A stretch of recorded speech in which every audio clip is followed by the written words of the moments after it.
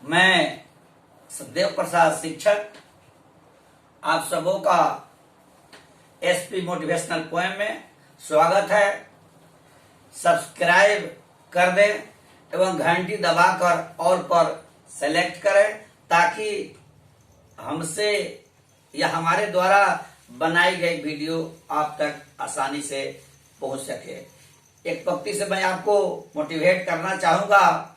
बुलंदियों को छूने हेतु जो बेताब होते हैं, बुलंदियों को छूने हेतु जो बेताब होते हैं, जीवन में 100% वही कामयाब होते हैं।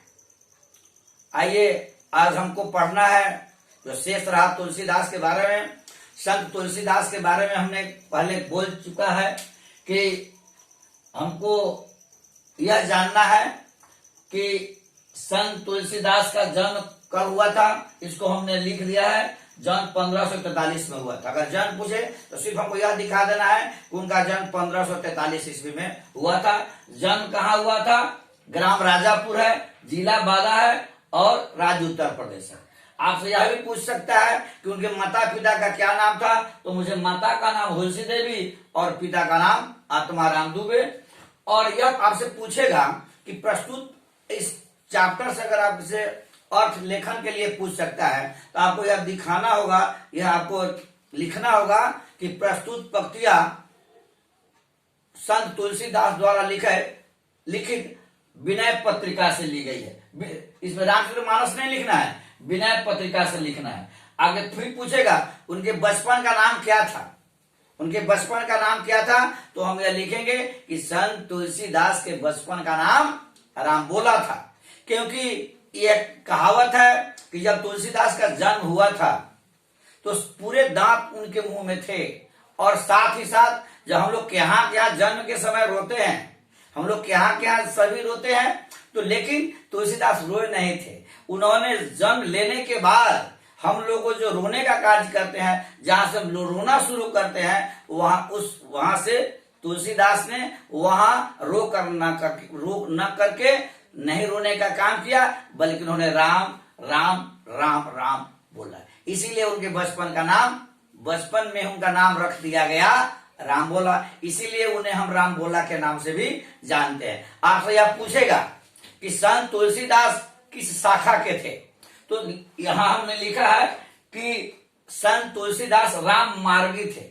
संत तुलसीदास राम मार्गी थे, लेकिन हमने यहाँ शाखा इसलिए नहीं लिखा है। मैं आपको यह बताना चाहता था और यह बताना चाहता हूं कि जब भी आप ख लिखें, अगर मुझे लिखना है शाखा, अगर मुझे लिखना है शाखा, तो मुझे ऐसे ख लिखना होगा। ऐसे हम लोग ऐसे ख लिखे काम चला लेते हैं, ऐसे हम ख लिखकर काम चलाते हैं, लेकिन व्याकरण के दृष्टिकोण से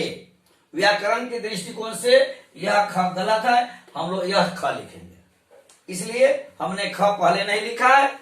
और अब हम लोग जो प्रश्न शेष रह गए थे उसके बारे में आज हमें बोलना है। तीसरा प्रश्न दिया है, अर्थ स्पष्ट करें। नाम लय भरे उदर एक प्रभु दास दशा कहाय।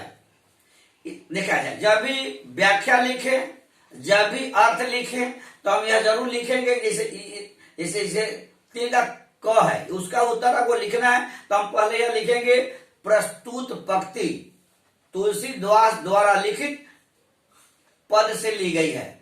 और यह पूछेगी यह पद किससे ली गई है, तो हम लिखेंगे विनय पत्रिका से ली गई है। या इसको ऐसे भी लिख सकते हैं कि प्रस्तुत पंक्ति विनय पत्रिका से ली गई है, और जिसमें इस पंक्ति के माध्यम से संत तुलसीदास यह कहते हैं कि हे प्रभु, मैं आपका नाम लेकर ही, आपका गुणगान करके ही, आपका भजन करके ही मैं अपना पेट भरता हूं। फिर ख है कि कली कराल दुकाल दारुण सब कुभाती कुसाजू, नीच जन मन ऊंच जैसी कोड में की खाजू। वो कहते हैं कि आज संसार में बहुत लोग ऐसे हैं जो कामी हो गए हैं, जो सही काम नहीं करते, वह अपने लाभ के लिए गलत भी काम करते हैं। इसलिए तुलसीदास जी कहते हैं कि मैं वैसा काम नहीं करूंगा। जैसा कि अगर खाज में खुजली हो जाए तो उस समय क्या होता है, खुजलाने पर ज्यादा आनंद आता है, लेकिन बाद में क्या होता है, बड़ा कष्ट होता है, उसमें से मवाद निकलते हैं। अतः तुलसीदास का भरोसा है कि मैं गलत काम क्यों करूं, मैं गलत काम क्यों करूं, इसलिए तुलसीदास गलत काम करना नहीं चाहते हैं, वह भगवान के शरण में ही रहना बेहतर समझते हैं। अगला पक्ष चौथा हम पढ़ेंगे, तुलसी सीता से कैसी सहायता मांगते हैं। हमने पहले भी पढ़ा है कि तुलसी सीता से कैसी सहायता मांगते हैं, तो हम यह लिखेंगे कि मां सीता जगत जननी सीता से तुलसीदास सिर्फ बातों की सहायता मांगते हैं। सिर्फ उनका यही विश्वास है कि आप मेरी बात श्री राम से जरूर कह देंगे। तो आपसे पूछेगा कि मां सीता से तुलसीदास कैसी सहायता की याचना करते हैं, तो हम लिखेंगे सिर्फ बातों की सहायता। अगला है, तुलसी सीधे राम से न कहकर सीता से क्यों कहलवाना चाहते हैं। देखा है, इसमें हमको सोचने की बात है। जो अच्छे परिवार के लोग होते हैं, जो कुलीन परिवार के लोग होते हैं, जो सभ्य परिवार के लोग होते हैं, वो अपनी पत्नी को बहुत महत्व देते हैं। और स्वाभाविक है, अच्छे परिवार की पत्नी सिर्फ पत्नी नहीं होती बल्कि धर्म पत्नी होती है।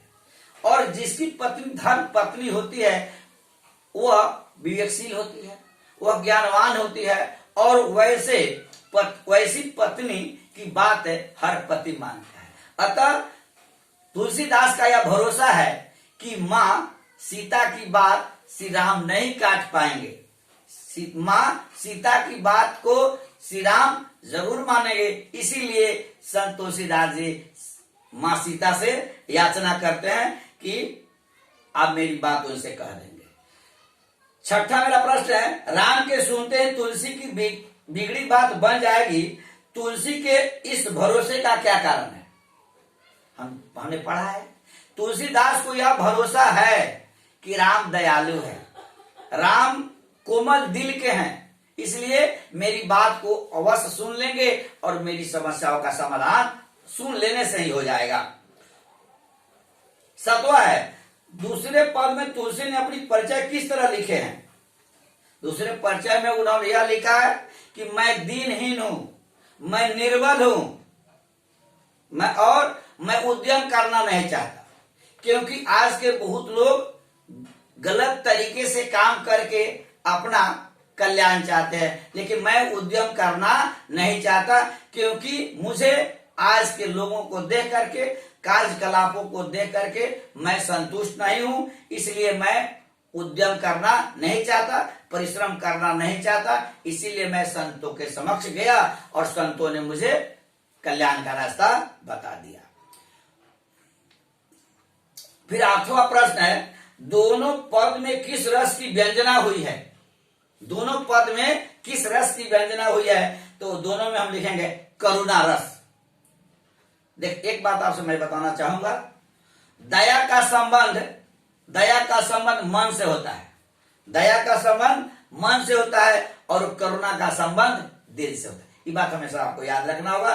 दोनों पदों में किस रस की व्यंजना हुई है, चर्चा हुई है या उल्लेख हुआ है, तो हम लिखेंगे जो दो पद है, मैंने कहा ना ऊपर 8 पंक्ति का 10 पंक्ति का, दोनों पद में किस रस की व्यंजना हुई है, तो हम लिखेंगे करुणा रस की। क्योंकि एक बात को मैं 2 बार इसलिए बोल देता हूं कि आपको भी याद हो जाए। तुलसी के हृदय में किसका डर है, संत तुलसीदास के हृदय में किसका डर है, तो संत तुलसीदास के हृदय में इस बात का डर है कि वे परिश्रम करना नहीं चाहते हैं। आजकल लोगों को देख करके, आजकल के लोगों के कार्यकलापों को देख करके, कलयुग के लोगों को देख करके उसे लगता है कि आजकल लोग किसी भी साधनों को अपना करके जीवन यापन करने लगते हैं। उत्तम साधनों का बहुत अभाव है, इसलिए संत तुलसीदास उद्यम करना नहीं चाहते हैं, इसलिए संतों के पास जाते हैं।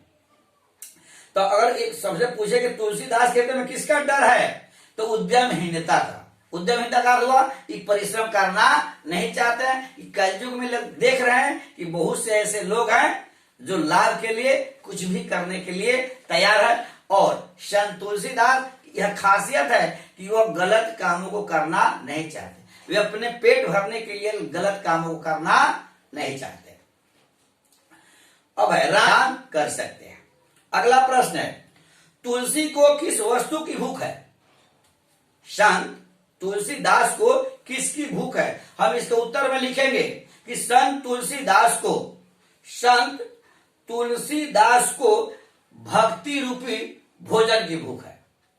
तुलसीदास यह चाहते हैं कि यदि मुझे भक्ति मिल जाएगी, यदि राम के चरणों की मुझे भक्ति मिल जाएगी, यदि राम की भक्ति मुझे मिल जाएगी तो मेरा जीवन कल्याण हो जाएगा, मेरा जीवन धन्य हो जाएगा। इसीलिए अगर आपसे पूछे कि तुलसीदास को किस की भूख है तो लिख देंगे कि भक्ति की, या उसको लिखेंगे भक्ति रूपी भोजन की। भक्ति रूपी भोजन, आपको इस प्रश्न का उत्तर यही रखना है, भक्ति रूपी भोजन को याद रखना है।